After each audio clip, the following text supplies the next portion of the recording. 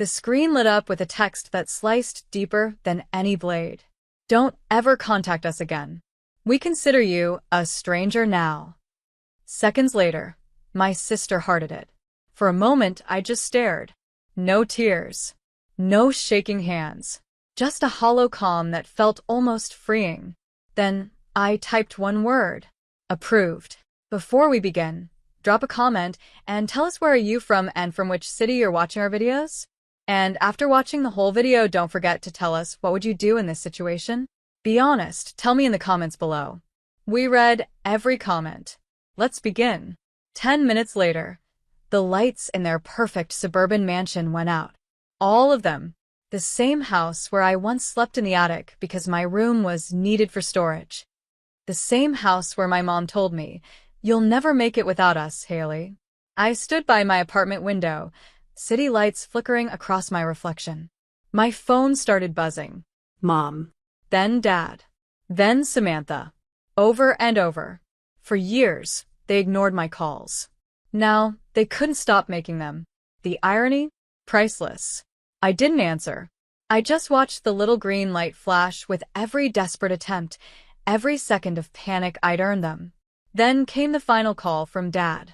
I let it ring 3 times before picking up. "Haley, what did you do?" His voice cracked between fury and fear. I smiled faintly. "Looks like karma pays better than your lawyers, huh? Don't play games with us.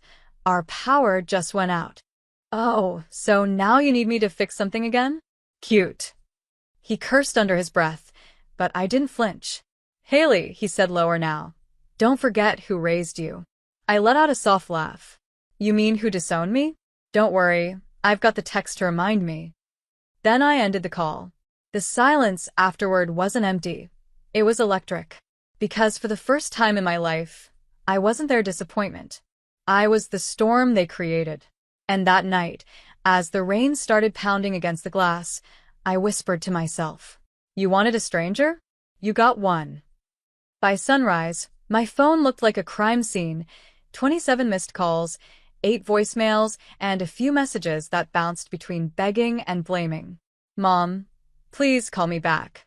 The whole house is down. Power, internet, even the security gate. Dad, you've gone too far. Fix this, or you'll regret it." "Samantha, what's happening, Haley? Please just talk to us." I scrolled through each one slowly, sipping coffee that tasted better than freedom. Every word was a tiny echo of the years I'd spent trying to be heard. Now their own silence had finally answered back. Ryan, my systems engineer, walked into the office with his usual cautious tone. The Monroe estate grid still dark. "Want me to restore the line?" I looked out the glass wall of my downtown office. "Not yet." He hesitated. "They'll trace it soon." "They can try," I said, setting down my cup. "But it's not about power anymore. It's about memory."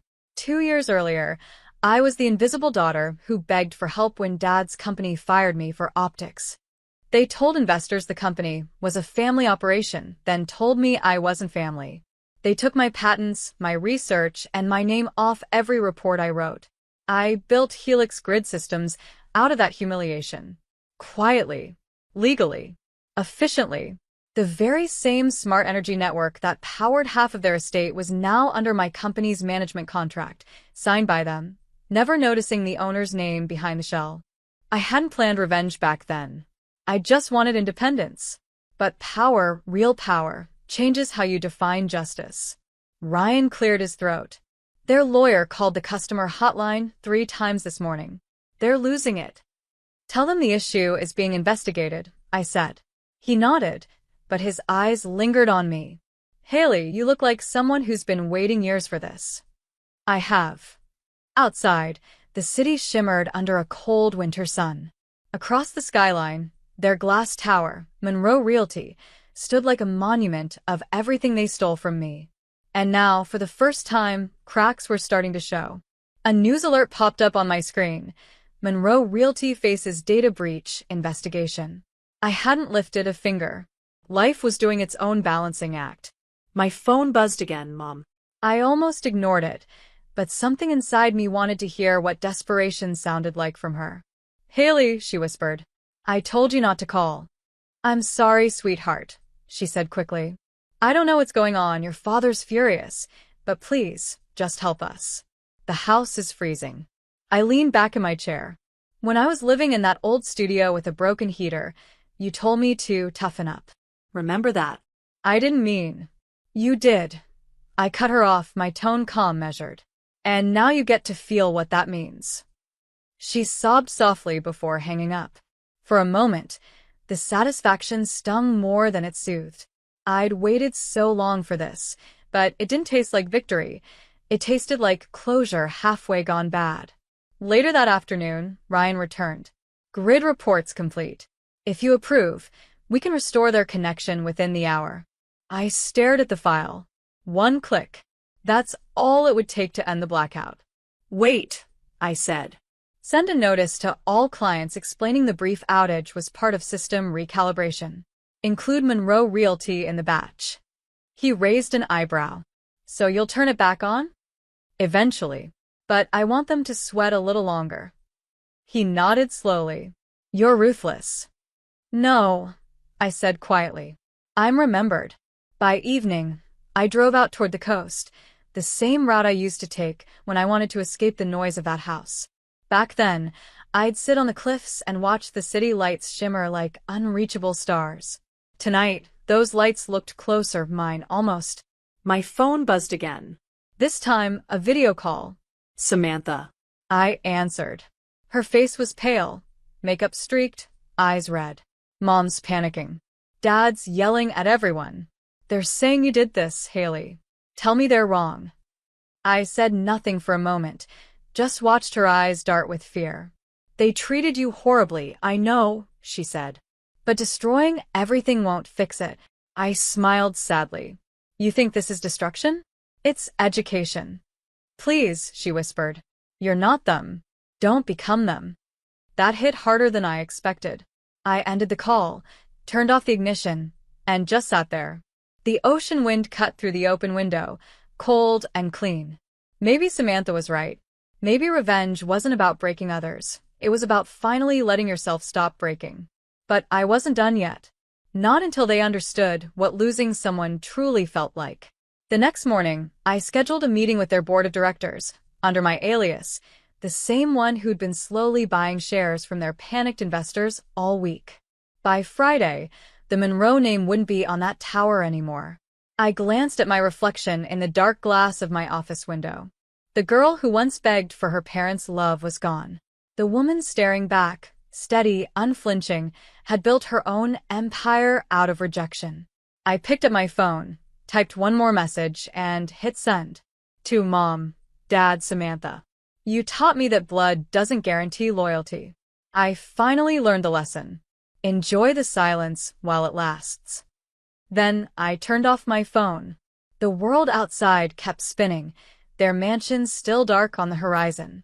But inside me, for the first time, there was light. By the end of the week, the Monroe family name, once plastered across glossy billboards, had turned into breaking news. Monroe Realty's CEO under investigation for fraud allegations. Luxury mansion hit by system failures amid power grid scandal. It was everywhere. Reporters outside their gates.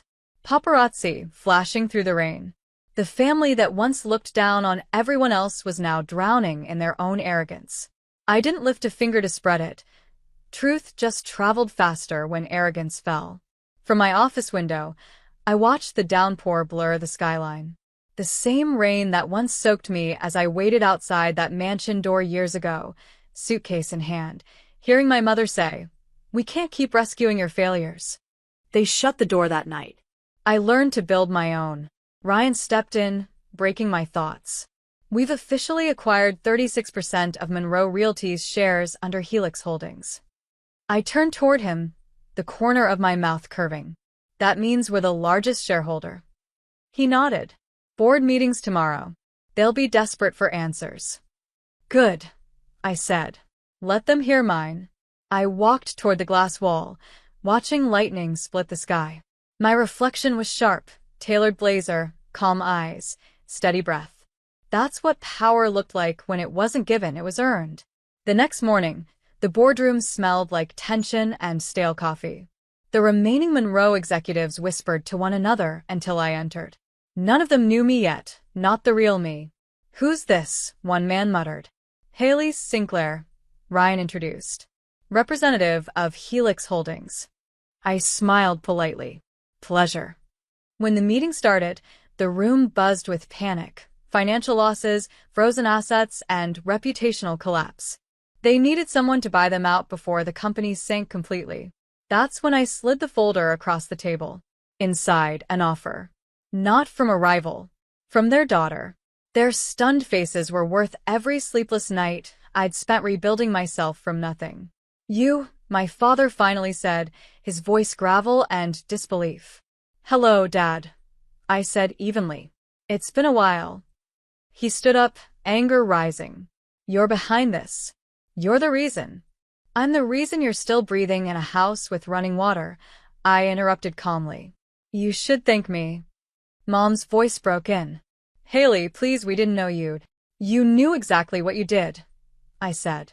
"You erased me from your company, your family, and your lives. But the thing about ghosts, Mom, they learn to haunt quietly." Silence blanketed the room. Even the executives sat still, afraid to breathe. I leaned forward, voice low. "Here's what happens next. You'll sign this merger, transfer 51% control to Helix Holdings, and step down effective immediately. In exchange, I'll keep the company alive, and your name's out of tomorrow's headlines." Dad slammed his hand on the table. "You think you can threaten us?" I met his glare. "No. I'm offering you mercy." Mom looked at me then, not with anger, but something worse. Regret. Her lips trembled, and for a split second, she wasn't the woman who disowned me. She was just small, tired, human. "Haley," she whispered, "we made mistakes. We just wanted you to succeed." "By tearing me down?" I asked. "By treating me like a stranger?" Her silence answered everything. I signed the papers myself, sliding them to the legal team.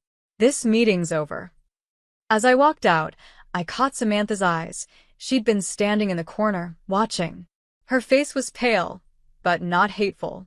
Just heavy with the weight of what family had become. "Haley," she said softly, "you got what you wanted." I paused at the door. "No, Sam. I got what I deserved." That night, I drove out of the city again, rain streaking across the windshield like moving glass. My phone vibrated nonstop, calls from reporters, messages from shareholders, even texts from old friends suddenly remembering my number. I ignored them all. When I reached the overlook above the ocean, I stepped out into the wind. The sea roared below, angry but alive. Revenge had done what it was supposed to. It didn't heal, it revealed. I realized I didn't want to destroy them anymore. I just wanted them to know what being invisible felt like. My phone buzzed again, this time, Samantha. I hesitated before answering. "Haley," she said quietly. "They've lost everything. Dad's in the hospital. Mom barely speaks." I closed my eyes, the sound of waves filling the silence between us. "Then maybe now," I said softly, "they'll finally understand how it felt to lose me." Samantha didn't argue. She just whispered, "I hope someday you can forgive them. Or yourself." When she hung up, I stayed there for a long time, rain dripping down my hair, breath misting in the cold air. Forgive them? Maybe one day. But tonight, I wasn't ready. As lightning lit the sky, I whispered to the storm. They wanted me gone.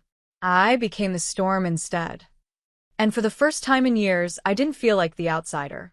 I felt like the truth they could no longer hide from. 3 months later, the Monroe estate stood empty. The marble columns, once blinding in the sun, were cracked and dull. The gate that used to buzz with security codes now hung open, creaking in the wind. I parked at the edge of the driveway, engine humming, headlights washing over the front steps where I'd once been told I didn't belong. It was strange standing there again, not as their daughter, not as their failure, but as the woman who owned the land beneath their feet. Inside, the air smelled like dust and fading perfume. Family portraits still lined the hallway. I stopped at one me at 15, standing a step behind Samantha while Mom fixed her pearl necklace. Dad's hand rested proudly on her shoulder, not mine. I remember the photographer asking, "Want to move closer?" And Mom saying, "No, that's fine." That distance became permanent. Now, I traced my fingers along the glass frame and whispered. I moved closer anyway. From the corner of my eye, I saw movement. Samantha. She stepped out from the old study, her eyes tired but calm. "You came," she said. "I had to see it once before it's gone," I replied. She sighed. They moved to a small rental. Dad, can't work. Mom barely leaves bed. I didn't want them to suffer, I said quietly. I wanted them to remember. They do, she murmured. Every day. For a while, we just stood there, the rain tapping against the windows like a soft metronome to our silence. "You could fix it all," Samantha said finally. "One word from you, and they'd have light again. You built everything they depend on." I shook my head. "No, Sam. They cut the cord long before I did." She swallowed hard. "Do you ever miss us?" The question hung heavy. I thought of birthdays spent alone, the smell of my mom's cooking drifting through windows I wasn't invited to enter, the laughter echoing through walls I once called home. "I miss what we could have been," I said, "not what we were." Samantha nodded, wiping her eyes. "You're stronger than all of us." I managed a faint smile. No. Just done being weak. We walked outside together. The rain had slowed to a drizzle, soft and forgiving. At the edge of the driveway, I stopped, turned back toward the house, and for the first time didn't feel anger, just peace. "Take care of them," I told her. "You're not coming back?" I looked out toward the horizon where city lights glowed faintly. No. I spent too long waiting for an apology that was never coming. I'd rather build something that never needs one. She nodded, tears glinting in the dim light. "You really are different now." I smiled softly. That's what happens when you stop chasing people who love only themselves. As I drove away, the mansion disappeared in the rearview mirror, just a dark shape swallowed by the rain. My phone buzzed once more, a single message from Mom. "We're sorry." I read it, stared for a long second, then typed back. Approved. And this time, it didn't mean revenge. It meant release.